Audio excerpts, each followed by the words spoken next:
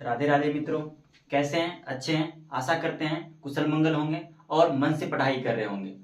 आप आज के जो मुख्य बिंदु है संधि के प्रकार में से स्वर संधि के जो भेद हैं उनमें से अध्ययन करेंगे, क्योंकि इससे पहले हमने संधि के कुछ मुख्य बिंदुओं पे चर्चा कर रखे हैं और उन्हीं में से जो शेष बच गया था उनके बारे में क्या करेंगे, अध्ययन करेंगे। ट्रिक के साथ जानेंगे जो सरल भाषाओं में कैसे याद किया जा सके, क्योंकि आपको जितना आसान हो सके उतना बेहतर तरीके से समझने का मौका मिलेगा।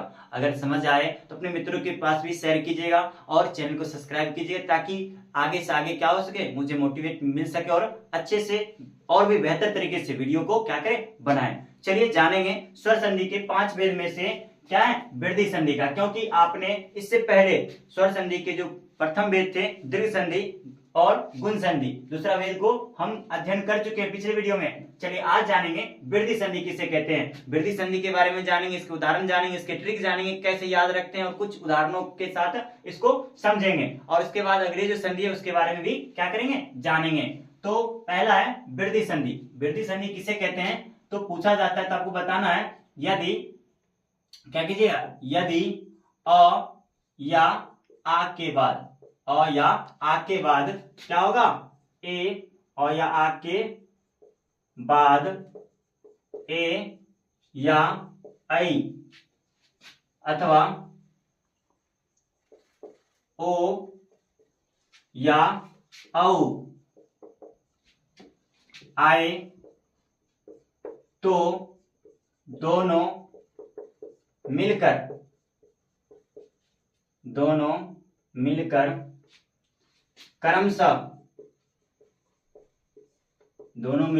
क्रमशः ए या आई का आई हो जाता है और ओ या औ का औ हो जाता है। चलिए आपको मुख्य बिंदु पे बात जो है क्या होगा, अ या आ के बाद क्या ध्यान देना पड़ेगा, ए या आई आए अथवा क्या हो सकता है ओ या औ, जो वर्ण है यहाँ पे ओ या औ आए तो दोनों मिलके क्रमशः क्या हो जाएगा, ए या आई के स्थान पे आई वर्ण का निर्माण होगा, ओ या औ के स्थान पे औ वर्ण का निर्माण होगा। बस इसी को क्या कहते हैं, वृद्धि संधि कहते हैं। इसे ही क्या कहते हैं, वृद्धि संधि। अब यहाँ जानेंगे उदाहरण से जो ये कैसे काम करता है। चलिए देखेंगे, पहले इसका मूल सूत्र देख लेते हैं। उदाहरण तो इसके साथ साथ देख लेंगे, मूल सूत्र पे ध्यान रखना है, क्योंकि मूल सूत्र ही आपका क्या है, शॉर्टकट ट्रिक जो याद कराने के लिए आपको कहीं भी जब क्या कीजिए इसको लिखिएगा तो आपको ये ज्यादा याद दिलाएगा। आपको याद क्या करना है, अ या आ के बाद क्या होना चाहिए, आपको देखने को मिल रहा है ए या आई बन रहे तो दोनों मिलकर के आपको बताए आई वर्ण हो जाता है, जो कि यहाँ पे आपको दर्शा चुके हैं। ठीक वैसे ही अगर अ या आ के बाद क्या रहेगा, ओ या औ रहे तो दोनों मिलके क्रमशः क्या होते हैं, औ का निर्माण करते हैं। ये आपका शॉर्ट ट्रिक होता है जो हमेशा याद रखने की चीज है, क्योंकि आप कहीं भी देखें क्या चीज, अ या आ के बाद जस्ट बाद आपको योग के रूप में ए या आई रहे तो इस दोनों वर्ण में से एक वर्ण जो बड़े मात्रा वाले अर्थात दीर्घ वर्ण जो होते हैं उसी के स्वरूप में बदल जाता है, अर्थात ये आई वर्ण का काम करता है। फिर वैसे ही आपको दूसरा इसी का नियम है, अ या आ के बाद क्या होगा, ओ या औ रहे तो दोनों मिलकर के इससे अर्थात हर स्वर से दीर्घ स्वर वाले वर्णों को ध्यान देना है, जो क्या होता है औ बन जाता है। ये आपका शॉर्ट ट्रिक के लिए रहेगा जो आपको याद रखिए, परिभाषा को इतना रटने की जरूरत नहीं पड़ेगा आपको, इतना अगर याद रहे तो। चलिए कुछ उदाहरण के द्वारा हम समझेंगे जो होता क्या इसमें कैसे बनता है, इसका एग्जाम्पल से समझेंगे। अब ध्यान रखना है क्या बताए, अ या आ के बाद तो यहाँ पे क्या लेते हैं, एक जोड़ एक बनता है एकैक। क्या बनता है, एकैक। अब ध्यान देने हैं जो इसमें अ का मात्रा है इसमें ए का मात्रा है, यहाँ पे क में अ की मात्रा है और यहाँ पे ए है, ये दोनों मिलकर के इस सूत्र से अ या आ के बाद क्या मिल गया, अ इसके बाद ए, बाद वाले वर्ण ए, तो यहाँ बन क्या रहा है, आई वर्ण बन रहा है, जो कि आपको क्या हो रहा है, एकैक ये शब्द में दिख रहा है। ठीक ऐसे ही आप दूसरा उदाहरण लेंगे नीचे वाले के तौर पे तो आपको देखने को मिल जाएगा क्या चीज, महा जोर औषधि, औषधि धी।